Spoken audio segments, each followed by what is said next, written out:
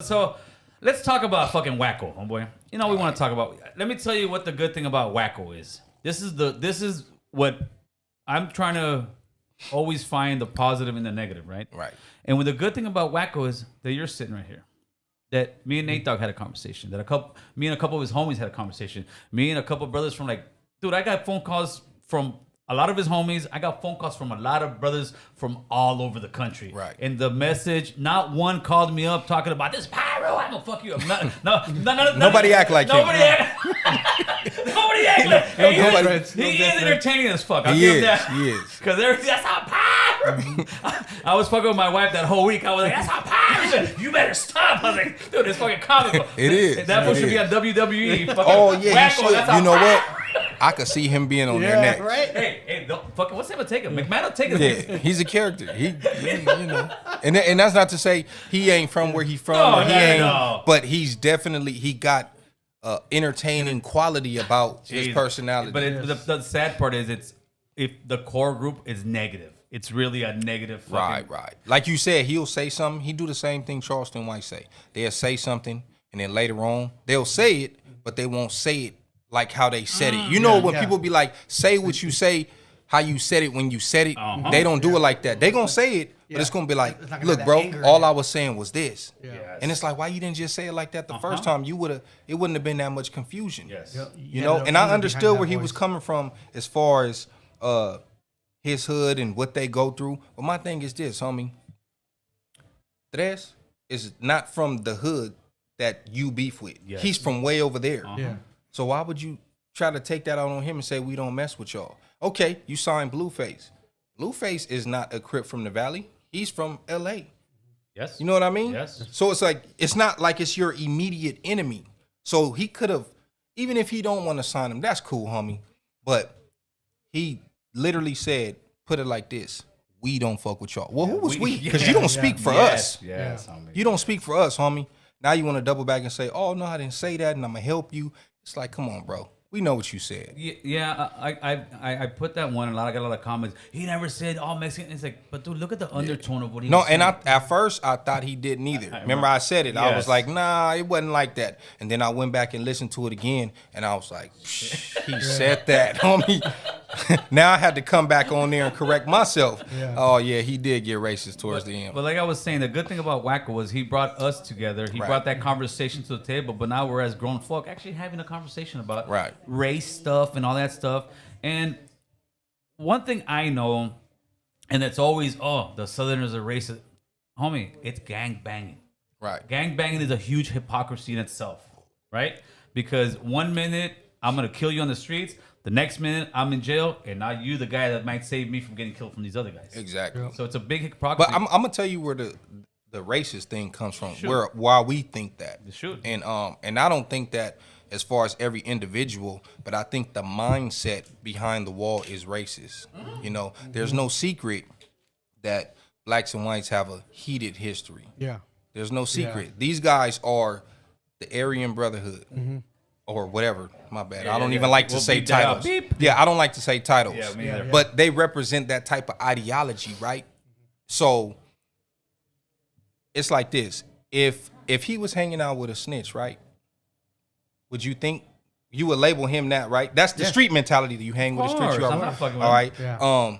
If you hanging out with, if it's a good cop and a bad cop, and the bad cop is doing something and the good cop doesn't stop him, you're gonna look at the good cop like he's just as guilty. Yes, sir. Right. Okay, so if you are aligning yourself with someone with that ideology that they are superior, got Hitler tatted on them and swastikas, Yeah. Oh, you. and you and if we get into something, you with them against us, it does look racist. I get that, but if you look at it outside of prison, it's the same thing. It's just a gang. It's an organization made in there, but at the same time, let me ask you this: how many black men in America you think were killed by somebody of a white race that was from some organization, compared to how many black men in America kill other black men? And the same thing goes for brown and brown.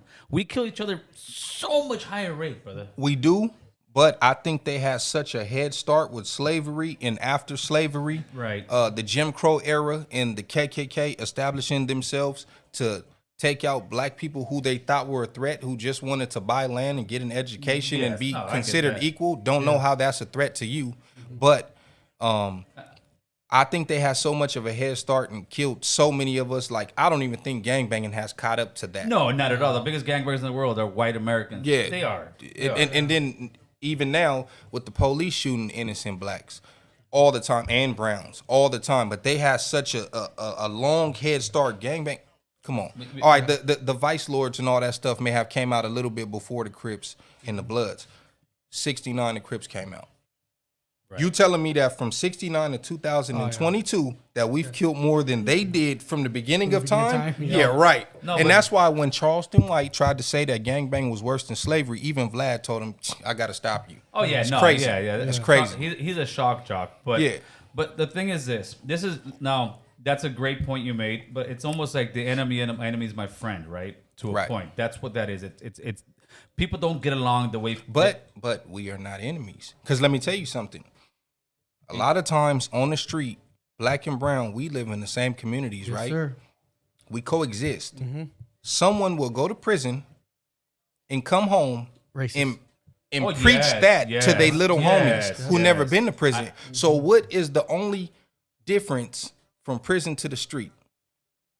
Who's in there that's not in our communities with us, but they're behind the wall with us? But that's- what's the difference? Yeah, but you know what that is too? Those are older homies, and those guys are dying of age. I'm be straight Right, up. Those right. guys are dying of age because I've got homies, and I know guys who are older. They're low key racist.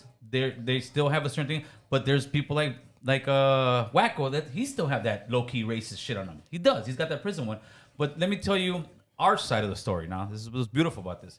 The reason there was so much animosity that not in the streets, but in jail, in prison. I was in YA and I saw it firsthand. Right. And YA is a free for all. There is no organization that's gonna take care of you. Right. And there's a syndrome that I call it the BBG syndrome. You know what the BBG syndrome is? It's Big black guy? The big black guy syndrome. The big black guy, I'm gonna take your shit. And I saw it happen. I'm sitting back looking, and I'm seeing black guys because you guys, most of the part, Bullying stuff. they're bullying fucking homies. Okay. So that's a theory that I always thought. It wasn't a theory. I was there. No, I'm saying you're confirming my Yeah, theory. it was, bro. my theory. I always felt like they were teaming up against the blacks because the blacks may have been doing stuff like that, and it left a bad taste in people's Of mouth. course. But also, back to not to cut you off. No, back go. to the racist part. I don't care for this. Never have. Like, I don't want to drink after you or him, or I just rolled a blunt and broke off half. Oh, we're smoking right now. Don't trip. I just rolled a blunt and gave him half. You know what I'm saying? Give me a drink, homeboy. Huh? Give me a drink. This homeboy. guy. Give me, all right. And there's COVID going on. I ain't scared to drink out. I ain't No. Pinta, So, homeboy. but my point is, but you guys in the whites, you guys share after each other, right?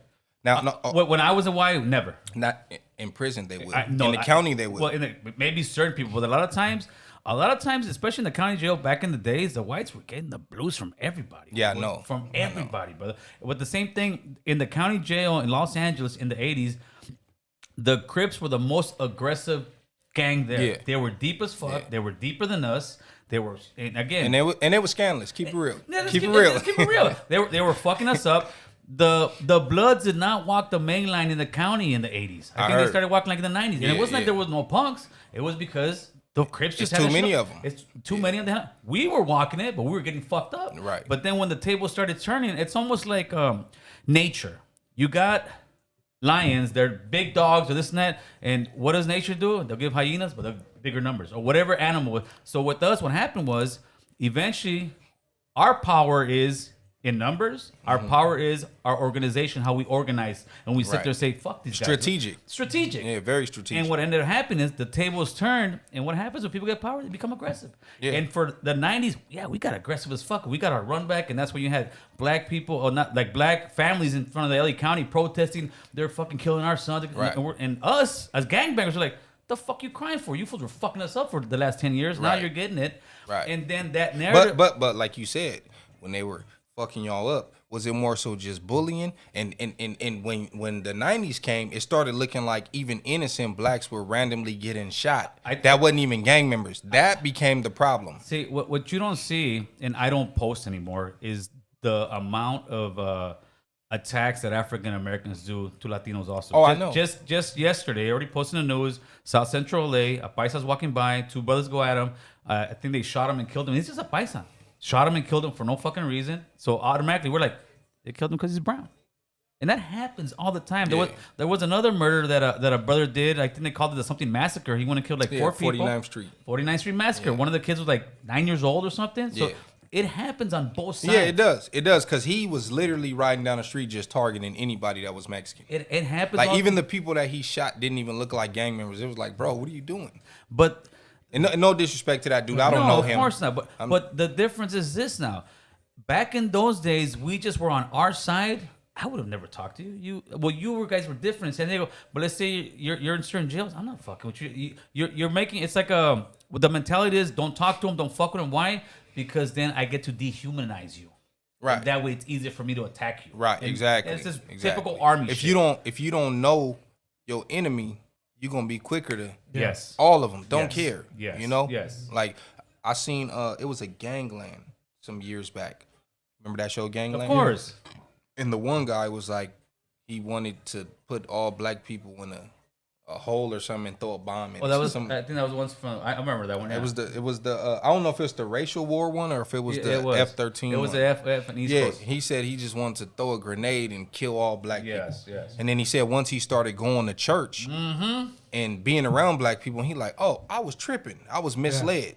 Like, these people don't mean no harm to me. They good people too. Yes. But that makes sense what you said. He ended up going to prison. He got out, and now he's part of a black church in South Right, Central. right. And that's the thing. The thing is that we need to communicate more to have these conversations. That way, you're here speaking. Look, this is what we see, and then I'm here telling you, well, this is what we saw.